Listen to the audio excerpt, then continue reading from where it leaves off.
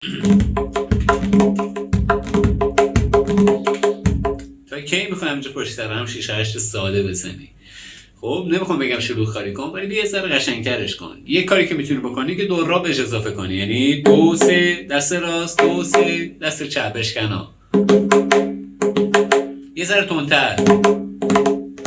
همینو می اضافه میکنیم.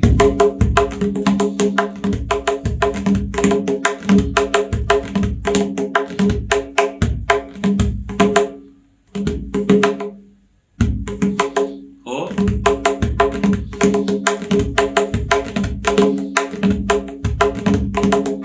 یا اینکه بیا بهش جارو اضافه کن، یعنی جاروی رفت و برگشتی دست چپ.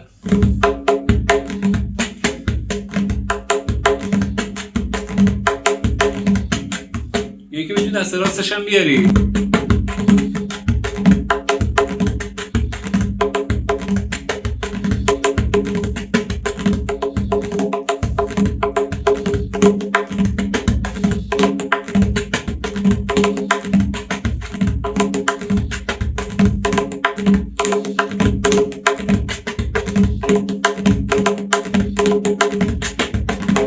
به همین حالت میتونی 6 8 تا قشنگتر بکنی و از حالت ساده خارجش بکنی. پیج رو فالو کن، لایک و کامنت هم یاد نره. دیگه نگم دیگه.